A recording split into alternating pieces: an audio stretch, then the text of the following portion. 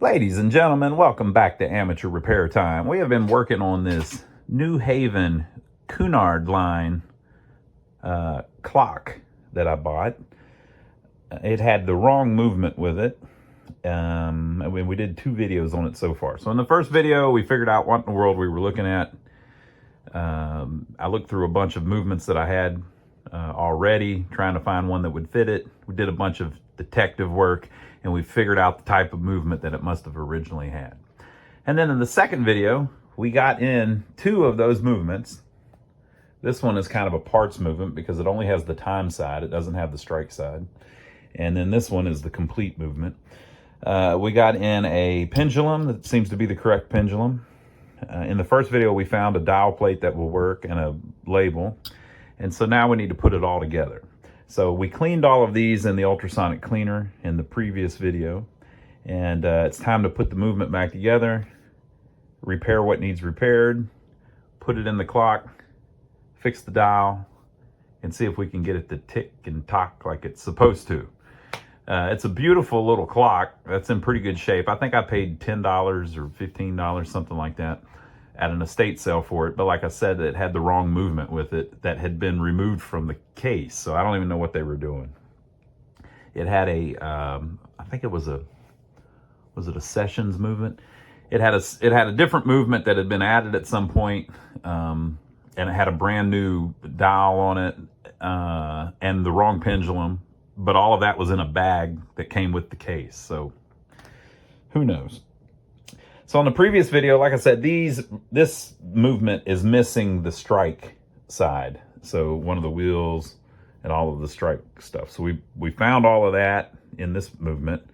And then I looked through my super secret stash of parts. A lot of people don't know about my super secret stash of parts, but I know about it. And all I found was one gear for the strike side, but it has a bent tooth, unfortunately. And it's bent in an ugly way. It's bent left to right, not forward to back. So I think you might be able to bend it back, but it's cracked. So I think it's about done. But we don't need it. This was just an extra. So this is the original one. So what I'm going to do is we're going to go ahead and focus on this movement. If there happens to be a gear that's screwed up, we can rob it off that one, but I think we're going to go with this.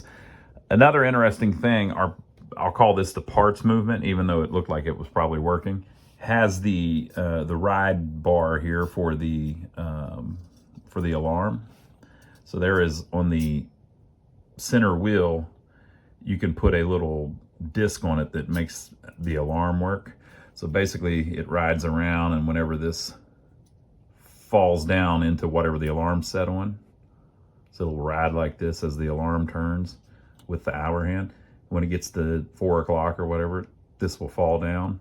It pulls a wire that trips the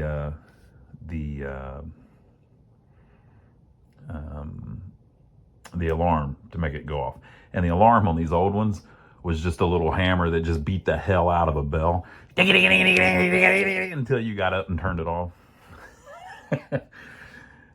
So looking at the pictures, a lot of these did not have it, and ours doesn't have the holes for the alarm. So apparently this case never had the alarm. I'm not really a big fan of them. They're kind of annoying and kind of unnecessary for me. So if they didn't originally have it, I'm sure as hell not going to add it, right? So we're not going to put the alarm back in. So even though this front plate is in better shape, and we could easily just swap it over, right? Even though this front plate is in better shape, it has this intact alarm arm on it. So I want to save it for when we need one, right? So this one, it had the alarm, but somebody broke it off at some point, which is fine because we're not going to use the alarm. All that to say, this one is going to need a couple bushings, but we're going to do that anyway so that we don't have to waste this alarm plate, if that makes sense. I could just as easily swap that on here and not have to install bushings, but I'm going to go ahead and do the extra work now because, hey, I'm making videos about it. All right, so the first thing that I need to do, because I've cleaned all this, is I need to polish the pivots on these gears. So if you know about clocks, you know better than I do probably, but these little pivots on the end, they get kind of like almost corroded. See the line on there? You can kind of see it. Yeah, see that's wear basically. See it? So they will run like that, but they won't be where they need to be. So the way I do it, and there's a bunch of ways to do it. I've had people tell me I'm wrong 1,000 times and that their way's better. I'm sure it is. So let me just disclaimer say that everybody else's way is better. But the way I do it, and with my pathetic abilities, is I take like 2,000 grit sandpaper and fold it over and spin the pivot in the sandpaper. That polishes up the pivot and makes it suitable to go in the bushings. The bushings themselves, I take a little toothpick and run through. Now, this has already been through the ultrasonic cleaner, but I peg out, they call it, each one of the bushings just to make sure there's no residue, cleaning residue, or still oil or grease or whatever in there. So just clean it out with that. And then we're going to test fit each one into the plates where they go and just see how much play's in them. If there's too much play, we'll put a bushing in that to correct it. So that's our game plan, man. So I'll start polishing the pivots, and if I run into anything special, I'll show you what I'm talking about. All right, so I pegged them all out, and just using the back plate. Now, this isn't dirt necessarily, but if you polished it, this would clean up even more. I don't really want to polish them. I don't want them to look brand new or anything. So I don't mind that they have wear like this on it. Remember, this thing's over 100 years old, so I don't mind that it has wear like this. So anyway, I've polished these on the pivots, and the very first one is the escapement wheel. That back pivot we could see play in before. You can see that I'm moving it right now. And basically, you can see just how much play is in that thing. So that one's worn all to crap. So I'm going to do it for sure. So I think what I'll do is I'll mark it with a little pin, the ones that we need to mess with. All right, so it ended up being the, I guess that's the fourth wheel. So the first wheel, second wheel, third wheel, fourth wheel, and the escapement wheel. So I have reamed it out by hand. I don't have a drill or anything yet. I don't even have a good reamer. I've got the proper reamer. I don't have a good handle. Look at this. So I ordered these, and at the time they were sold out of the handle. This is from a couple different companies. So I got the reamer in. That's the correct bore.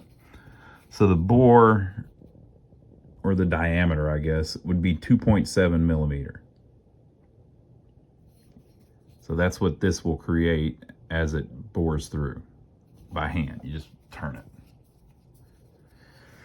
And it'll cut a 2.7 millimeter hole, or I think it's actually slightly smaller than that. It's 2.69 or something like that. It's real close. And then any of these bushings will fit in. So then they are all 1.4 millimeter high, which is the thickness of most American clock plates. And then you have all these different bores. So the one that seemed to fit pretty well was the 1.3 millimeter bore. So you want one that's not tight, obviously. You want it to be kind of loose. So I reamed it out by hand. So there's another whole thing where you need to find the center of the hole. If you're watching this video, you probably know how to do it better than I do, but this one, for instance, is a great one. If you let light shine through that, you may not be able to see it, but that's an elongated egg-shaped hole instead of a round one. So that one's round because we just put a brand new bushing in it, perfectly round. But that one's egg-shaped. That's a problem because it lets the wheel move, right? So you can kind of tell the direction that it's drifted, and then you need to move away from that direction whenever you put the bushing in. It's a little bit of an art. So how do you tell? Well, it's being pushed a certain direction by the wheel before it, basically. So you can put the wheels in and turn them, and as you turn them, see which way it moves. And the way that it moves is the way that it's wearing, obviously. So you need to counteract that. You need to put the new bearing to where the center of the bearing is in the spot that the old center was. So like if this hole here, we'll exaggerate it. If this hole, which isn't even but whatever. If this hole, let's say it had stretched way up here like this. Well, if I drill the new bearing and I get a big old bearing, let's say I drill one this big, I'm just exaggerating it to make it easier to understand. If I make a big hole like this, and now all of that wear is gone, and I got one big hole and I pound a bearing in, or I'm calling it a bearing. Is that what they even call them? A bushing in. So let's say I pound a big old bushing in with a little tiny hole that size right in the middle. Well, I just moved the hole from there to there. It won't work. You're going to have your wheel in there. Instead of being like this, it's going to be like this. It's not going to work. So if there is a wear this direction, like that, to put a new bearing in, a bushing in, I need to cut out all of this because the center has to remain there. So it's not that extreme, but you're doing the same thing with this. Like it's elongated, but was it originally up here or was it originally down here? So do I need to make a hole like this or do I need to make a hole like this? Whichever way you go, essentially you are cutting meat, good brass, from the side that's not worn is what you need to do. So if it's worn this way, that needs to be the end of your hole to where you're cutting off some of this, because that will allow the original spot to be the center. So you can kind of eyeball it. People have a million different techniques to do it. I can kind of just tell by looking at it. And these don't have to be incredibly precise. To be honest, with the wear that this one has, which was enough that you could see it moving, it would probably run fine like that, because these things can run with a lot of slop in them. And let's be honest, I'm not going to have this working, all day, every day. It's probably not going to end up being my favorite clock. Don't tell it that. But, they sit on the shelf and look pretty most of the time. So it's not a thing where it has to be absolutely perfect. But you want it as perfect as you can get it. All right, so I got to do that one, and I got to figure out what I was just talking about, which way it drifts.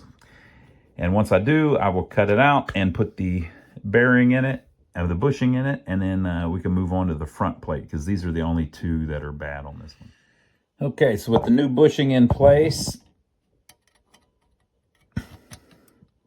we have much less of an angle of what it can tilt, So, well, I don't know what degree that would be, but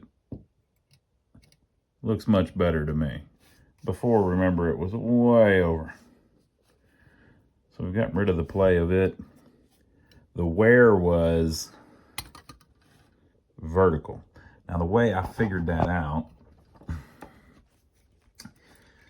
I looked back at the video from where we were playing with it before, and I didn't quite see it. So I put this one back together. This gear turns this way, which makes this gear turn this way, which makes that gear turn that way. Okay. And then if you hold the escapement wheel in place like the crutch does, the Verge does, you could see that the pivot would be forced upwards. So you can kind of tell by playing with it. Okay, so I think we've got the bottom plate ready. So what I'm going to do is I'm going to take the top plate and test all the pivots in it. And you got to test the correct side too. You can't put it in backwards. You need to put the actual pivot that's going in the bushing incorrectly. I believe that we've got the same two bushings are a problem on the front plate, but we'll see. Well, that went well.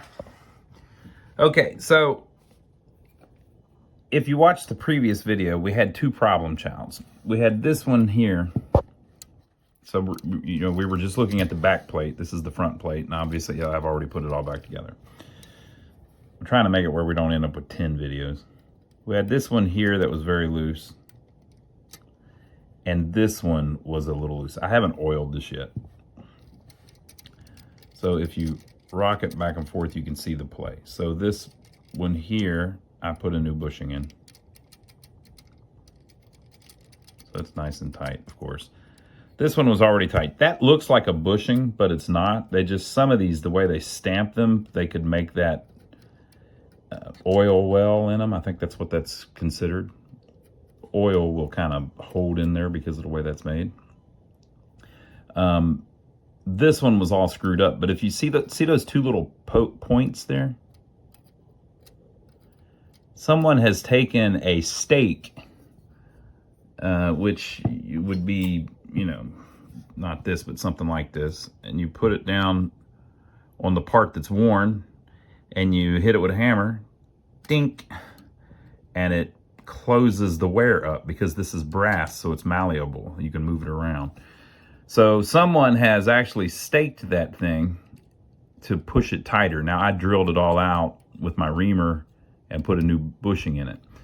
A lot of people, I've seen people brag about how they don't do sloppy work like that. Oh, that's bad work and all this. And I would agree that, yeah, now that's bad work. I don't think that's the way to do it now. But this clock is over 100 years old. If 80 years ago you took that to a clock guy, that's how he would have fixed it. He wouldn't have put a bushing in it. I don't even know if they made them back then. And this would have been, think about what's going on. This would have been a cheap clock. This was a cheap clock. That was not expensive in its day. And this would have been a cheap American mass-produced stamped movement. If you took this to a clock guy, he's not going to like do some big expensive bill on it. No, he's going to tighten up the bushings with a stake, oil it, put it back in the clock, get it working good again, and then, you know, charge you a small amount of money, and that's that. So the idea that we go through and we replace all the bushings and take hours and hours and hours to work on each movement, it was back in the day, I'm sure people did it for very high-end clocks, but your average clock repair guy, he wouldn't have done that. So that stake mark, that's not from some, you know, just some maniac doing that. No, that was probably a top-notch repair for this type of movement back in its day. That was probably some guy that really knew his stuff, or a woman that really knew her stuff.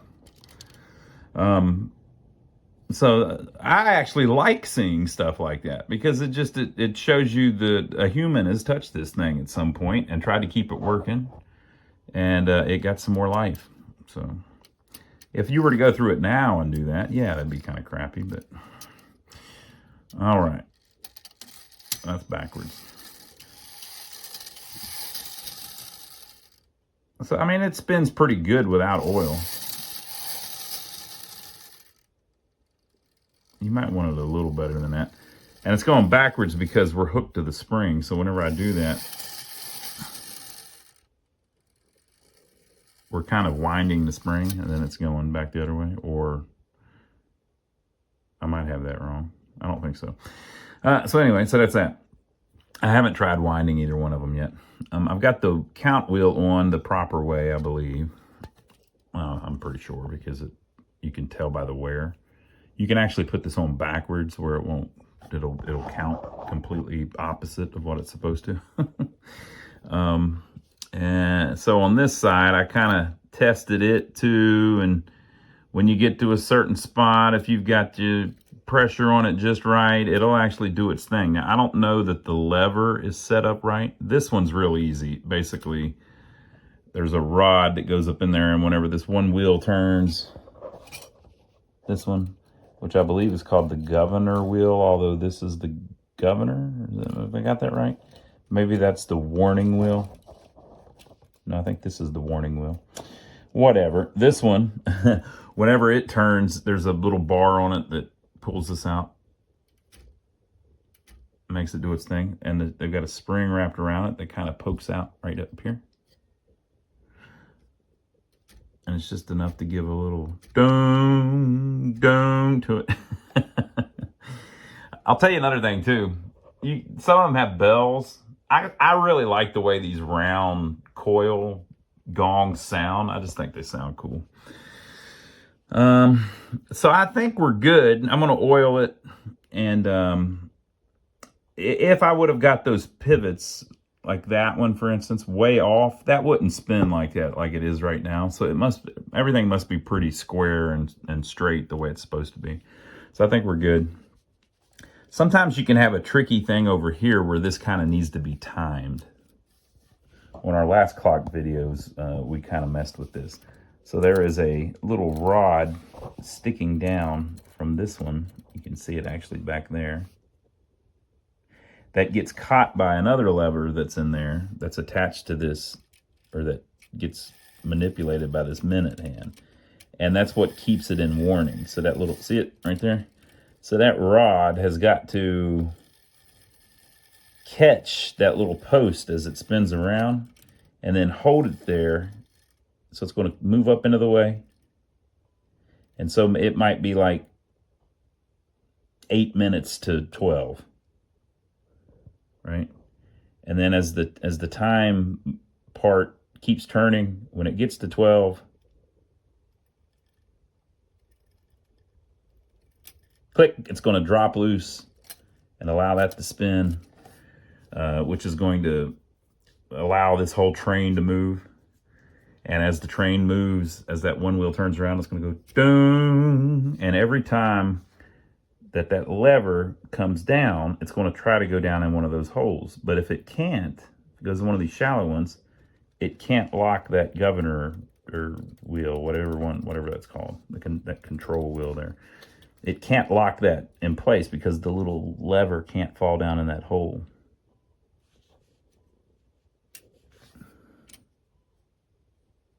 It'll be up like that. And so if it comes down and it can't go down in that thing, that lever can't go down in that hole. But when it does find one of those long slots, the lever goes down in the hole. And then it catches it so that it can't turn. So anyway, all of that, sometimes there's a timing to it. I don't know if this movement is very particular about it, but sometimes you have to have that lined up just right where that little post lands on that other lever that's in there at just the right time so that it'll keep it in warning. So we kind of have to wind it up and just see if the thing strikes right. And basically, if that's not right, the problem you'll have is it won't stop striking. It'll just keep going and going and going. You can also have that problem if this is bent the wrong angle, or if that little lever in there is bent the wrong angle. So I'm going to oil it, and I guess we're ready to try to wind it up and get the thing to run a little bit and just see if it wants to cooperate. By the way, I do not have hands for it. I'm going to have to find hands too. All right, so I oiled it. The verge was catching just a little bit, so I lowered it just slightly. And boy, she wants to run. Now, let's see if it'll, I think it's sitting up off the legs to where it won't catch this towel. Let's see if it'll strike. And it stopped as well. Boom, boom, boom, boom, boom, boom, boom, boom, boom, boom, boom. Hey, I think we might be looking pretty good. Okay, so I'm going to go ahead and put it in the case so we can watch it swing the pendulum a little bit. Oh, I oiled it.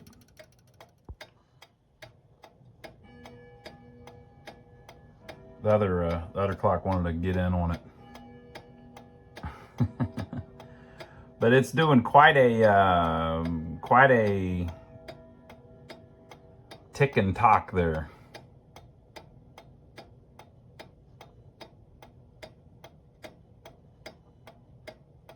running strong. And we got the original style movement in it. I'm very happy.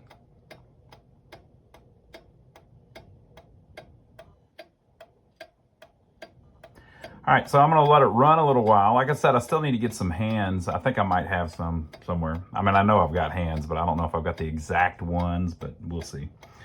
But it's time, I guess, to do the dial. We need to put a paper dial on this dial pan here.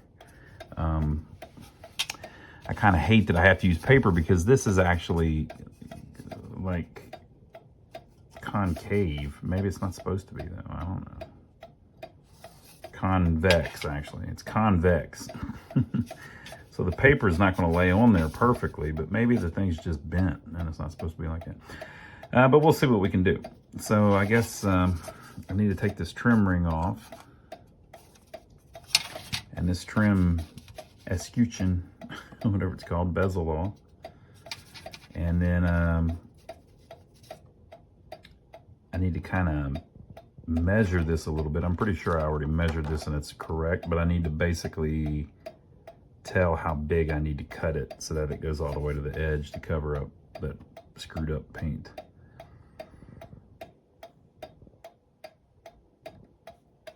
Boy, it's a good sounding clock. Can't wait to hear the chime.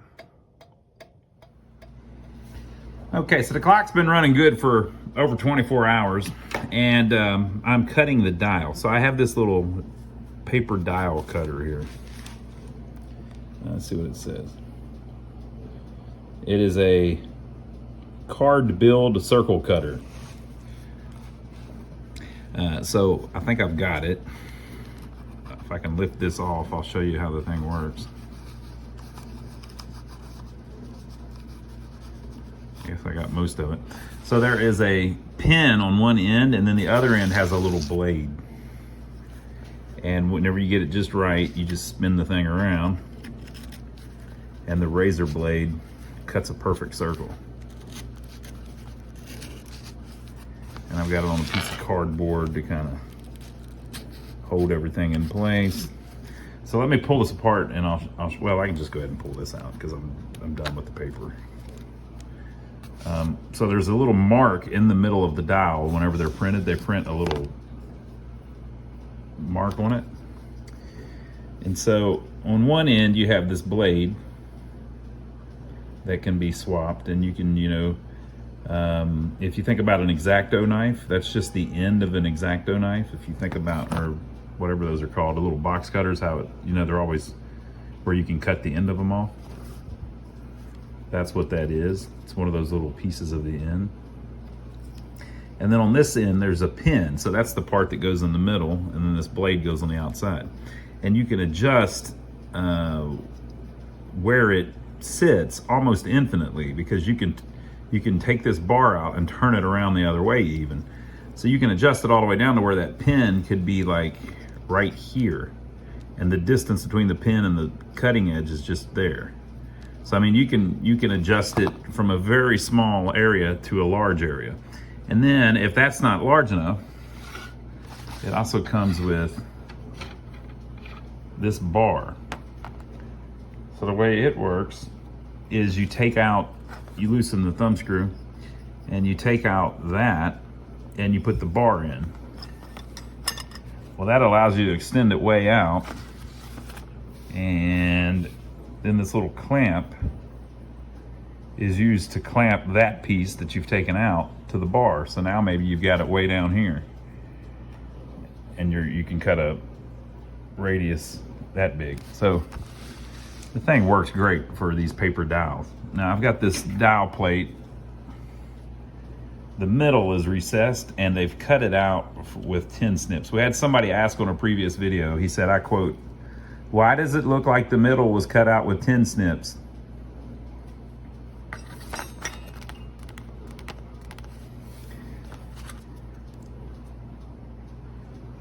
Those are the comments. I don't know how to react to comments like that. I can't figure out what I'm supposed to say. So I'm going to cut that out. Since that's not perfectly flat, I'm going to cut the middle out separate and bury it down in there because I've got this trim ring that goes on it that'll hold it. And if it comes out 2D like that, it'll look pretty cool. But there's also a slight it's slightly curved up to the middle, so I don't this is flat, you know, so it's not going to be perfect, but we'll see what we can do. But I need to measure that inside as well with this to cut out the middle piece that's going to go in and all that. So, but it's getting there. So this is what I came up with. Now remember how I said it had that logo in the middle that it's not supposed to have? Well, because of that, you can kind of see it. That ain't good. But the bottom I got pretty good. It's all centered well. It's just since it had that writing in the middle that it didn't have, it puts the trim ring right around it. And I cut it into two pieces so the middle piece is actually lower. And then I glued it on with spray glue, like 3M adhesive.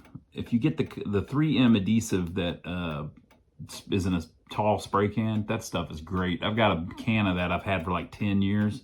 Anytime I need to glue something like this, I use that and it just works awesome. So I think that's about as good as I can get the dial, with the exception of that logo, the obfuscated logo. It's one of those things where you never have the exact right piece that you need. So as you saw, I had like 70 different dials. Still didn't have the right one, but whatever.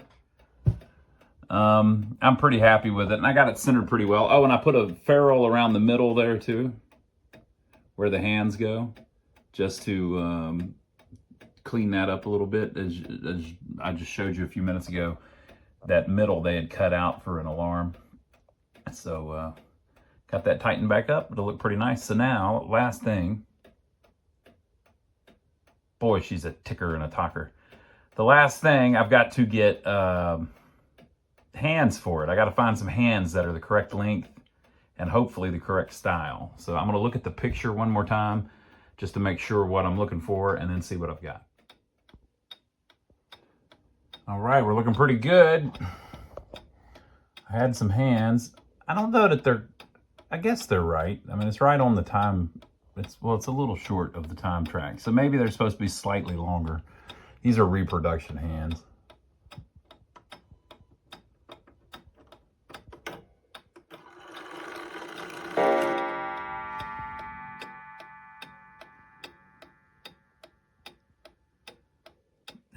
This is a hell of a movement, really, because I didn't have to adjust it or anything, and it seems to strike exactly on the half hour. And I didn't go through a lot of trouble doing the timing on the strike side. It just worked. I think this thing's just designed pretty well. Okay, so that was it going into warning.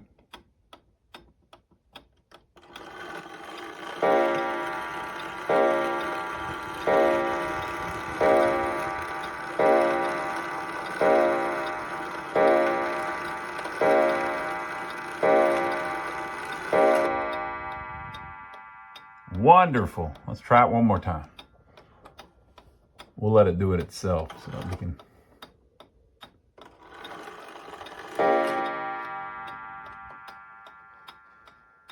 We'll see what time it actually likes to strike at. That's warning. Or it sounded like warning.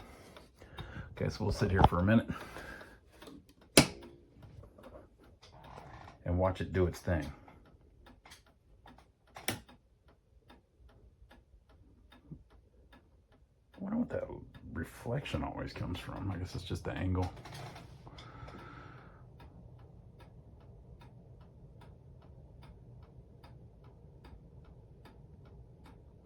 We'll see when it likes to strike. Is it straight up? It just looked like it was about 2 minutes fast, or 2 minutes past a second ago. Which you can fix that by bending that lever just slightly in the back, the one that was attached to the back plate. If you bent that just slightly, you can change that time, but if it's close, I'm leaving it alone. Oh, it must be the light. Yeah, it's that light back there. I need to turn that just slightly, and it won't do this.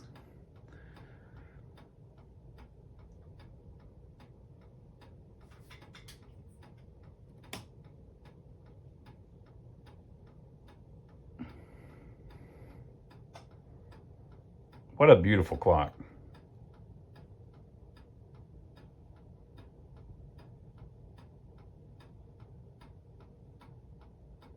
Wish I knew what hour it was. If only there was a way to tell what hour it was so we can start our song. At 11 o'clock, folks, we're starting the new theme song, okay?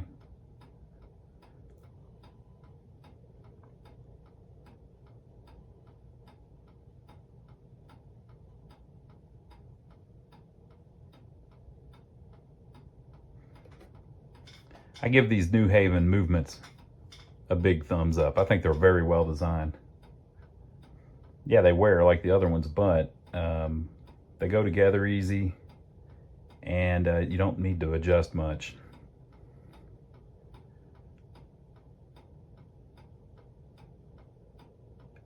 And they're loud.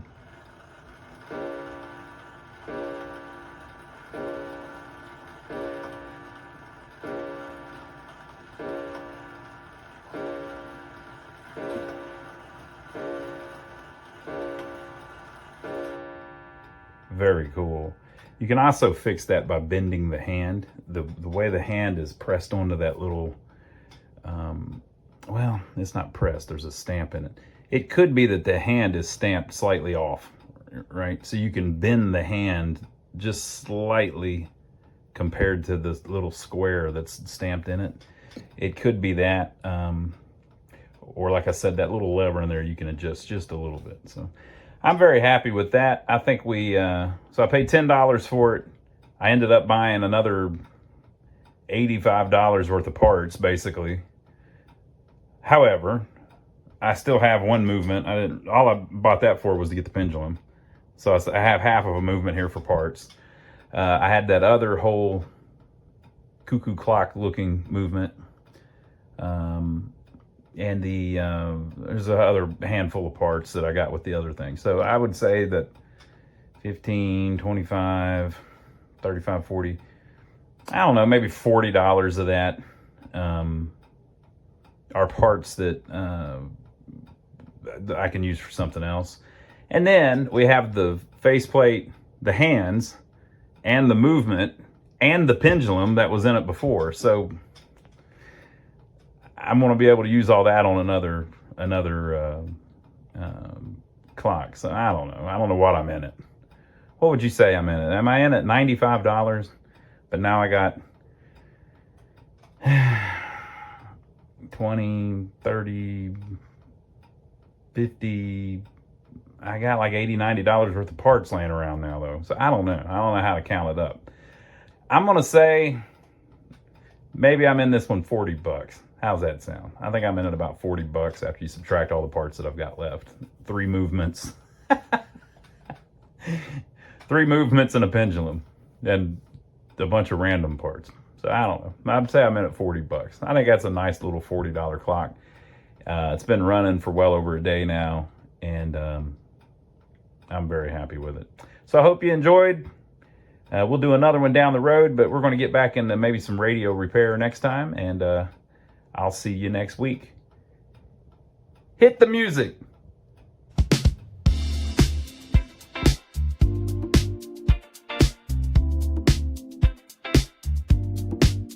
Ladies and gentlemen, dust-covered circuits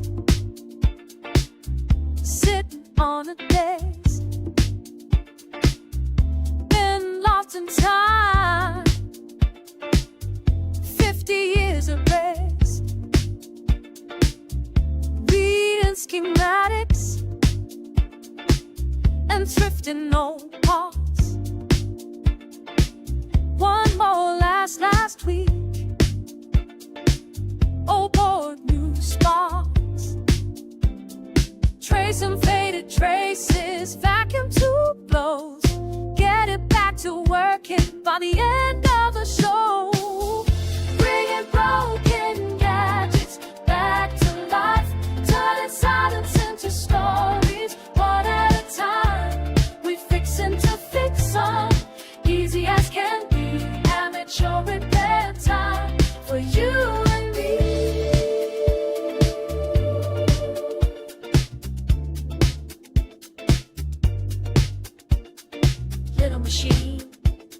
read history. Time to trace your path, read your mystery.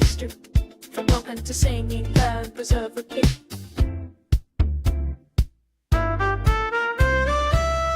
Cables, needles, switches, tangled up lines, ancient